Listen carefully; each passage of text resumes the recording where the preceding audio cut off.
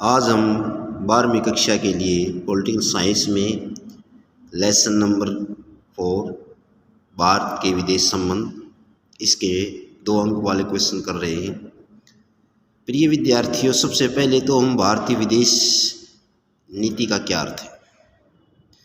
भारतीय विदेश नीति का जो अर्थ है वह है कि भारत के अन्य देशों के साथ कैसे संबंध स्थापित होते हैं, उनके साथ कैसा व्यवहार, नीति, व्यापार किस प्रकार से जो पाए जाते हैं, इसी को जो ना विदेश नीति कहा गया है। लेकिन हमारे देश में जो नीति का निर्धारण करने का जो मुख्य कार्य है वो हमारी जो वर्तमान में सरकार होती है, जिस भी दल की होती है, वो इसको जो ना निर्धारित करती है। तो आज हम इसके मुख्य रूप से जो 2 अंक के क्वेश्चन थे वही कर रहे हैं। पहला क्वेश्चन इसमें ये है कि नेहरू की विदेश नीति के कोई 2 उद्देश्य बताइए। अर्थात भारत की विदेश नीति के कोई 2 उद्देश्य बताने हैं। तो इसका जो 2 उद्देश्य कौन कौन से हैं। पहला उद्देश्य ये है कि दूसरे देशों में मैत्रीपूर्ण संबंध स्थापित करना।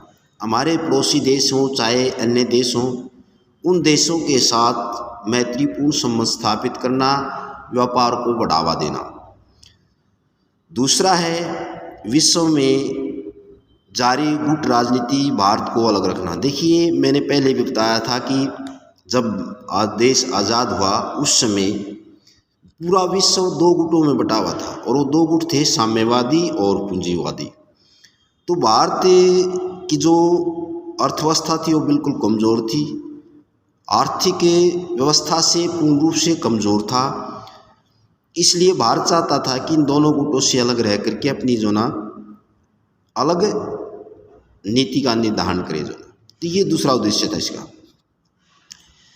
क्वेश्चन नंबर 2 इसमें भारत की विदेश नीति के कोई 2 मुख्य विशेषता बताइए।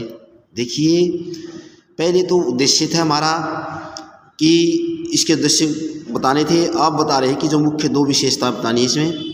पहला है इसमें साम्राज्यवाद उपनिवेशवाद का विरोध करना।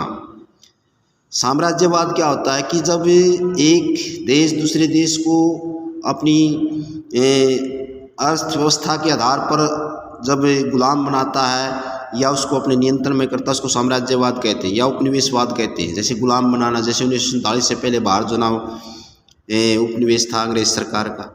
तो भारत का ये लंबे समय का अनुभव था, इसलिए जो ना भारत ने साम्राज्यवादी नीति और उपनिवेशवादी नीति का हमेशा विरोध किया। इसकी भारत की विदेश नीति की यह विशेषता रही। दूसरा जो ना रंग भेद की नीति का विरोध करना।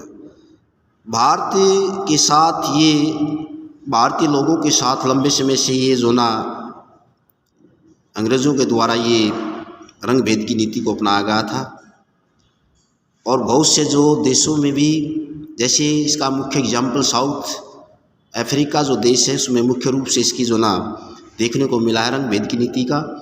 और भारत ने इस रंग के आधार पर जो भेदभाव हो रहा है उसको जो पूरे विश्व की पटल पर जो ना इसका विरोध किया है।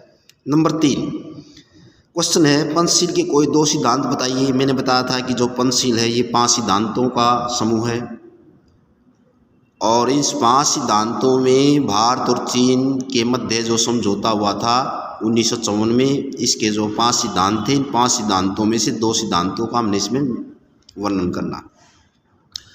पहला है प्रादेशिक अखंडता संप्रभुता का सम्मान करना। जो हमारी प्रभुसत्ता है, प्रभुसत्ता मतलब स्वयं की सत्ता, उसका जो ना सम्मान करना, दूसरे देश की जो सत्ता है उसका जो ना सम्मान करना। दूसरा है एक दूसरे देश पर आक्रमण नहीं करना। ये भी जो पंचशील का दूसरा सिद्धांत है कि जो कोई भी देश पहले किसी देश पर आक्रमण नहीं करेगा। उसके बाद क्वेश्चन नंबर जो 4 है ये 1962 में भारत चीन युद्ध के 2 कारण बताइए। मैं वैसे तो इसके बहुत से कारण हैं लेकिन मुख्य रूप से 2 कारण बताता हूँ। सीमा विवाद। देखिए, जब भारत और चीन की सीमा निर्धारण की गई 1914 में, उसको मैकमोहन रेखा के नाम से जाना जाता है, किंतु चीन ने इसको स्वीकार नहीं किया और इसका खुल करके 1956 में जब भारत के प्रधानमंत्री पंडित जवाहरलाल नेहरू जी चीन की यात्रा की तो उस समय इसका जो ना खुल करके उल्लंघन हुआ। दूसरा जो चीन के साथ हमारा युद्ध का मुख्य कारण था तिब्बत की समस्या। 1958 में चीन के जो आधिपत्य के विरुद्ध तिब्बत में शस्त्र विद्रोह हो गया था, यानी तिब्बत को अपने कब्जे में करने के लिए वहाँ की सेनाओं ने हस्तक्षेप करना शुरू कर दिया था 1958 में।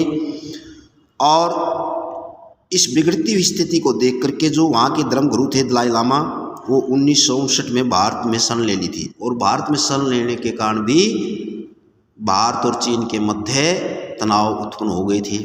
उसके बाद क्वेश्चन नंबर 5 है हमारा कि भारत द्वारा परमाणु शस्त्र बनाने के 2 मुख्य कारण। देखिए, जब भी भारत आज़ाद हुआ उस समय बहुत से देशों ने जो परमाणु शस्त्रों का निर्माण कर लिया था। सबसे पहले जो ना अमेरिका ने, उसके बाद रूस, फ्रांस, बहुत से देशों ने, तो सबसे पहले अमेरिका ने किया था इसका। और इसका जो प्रयोग जापान के जो देश थे हिरोशिमा और नागासाकी पर जो ना इसका जो प्रयोग भी किया गया था। तो लेकिन भारत ने भी इसका जो परमाणु अस्त्र शस्त्रों का जो ना निर्माण किया और ये चाहता था कि जो हमारे दूसरे देश हैं उनको जो ना उनके पास परमाणु शस्त्र हैं तो उनके आक्रमण से देश को बचाने के लिए भी हमने जो परमाणु शस्त्रों का जो ना निर्माण किया था। दूसरा है भारत के निकट जो पड़ोसी देश थे जो थे, इनकी जो आक्रामक नीति से परमाणु हथियारों का होना बहुत ज़रूरी है, इसलिए भी इसका जो ना परमाणु शस्त्रों का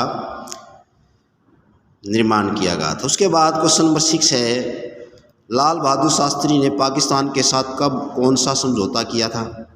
देखिए, मैंने बताया है कि जब 1965 में भारत और पाकिस्तान का युद्ध हुआ तो भारत की इसमें विजय हुई थी। उसमें देश के प्रधानमंत्री लाल बहादुर शास्त्री जी थे। उन्होंने बहुत से सैनिकों को बंदी बना लिया गया था और भारतीय सेनाओं ने बहुत लंबे क्षेत्र को अपने अधीन कर लिया था।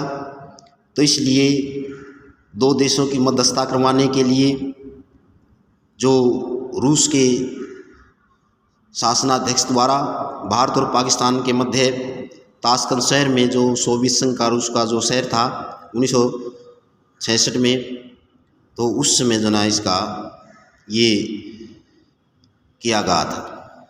तो दूसरा लाल बहादुर शास्त्री पाकिस्तान के साथ जनवरी 1960 में ताशकंद समझौता किया था और ये इसी मुख्य कारण था जो नहीं है।